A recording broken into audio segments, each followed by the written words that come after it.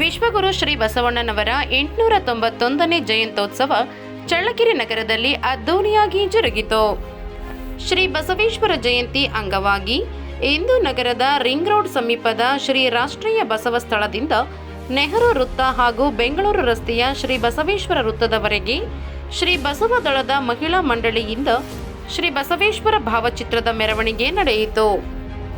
ಇನ್ನು ನಗರದ ಬಸವ ದಳದ ಸ್ಥಳದಲ್ಲಿ ಕಾರ್ಯಕ್ರಮವನ್ನು ಆಯೋಜಿಸಲಾಗಿತ್ತು.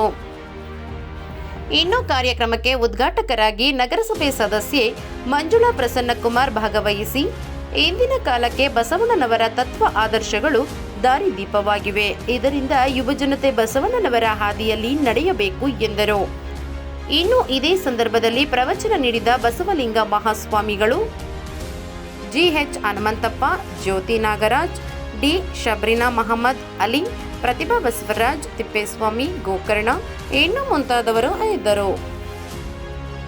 ಮತ್ತಷ್ಟು ಸುದ್ದಿಗಳಿಗಾಗಿ ಸಿಟಿ ಚಾನೆಲ್ ಚಳ್ಳಕೆರೆ ಸಬ್ಸ್ಕ್ರೈಬ್ ಮಾಡಿ. ನಮ್ಮ ಚಳ್ಳಕೆರೆ ಟಿವಿಯನ್ನು ಪ್ರತಿದಿನ ಸಂಜೆ 8 ಗಂಟೆಗೆ ವೀಕ್ಷಿಸಿ.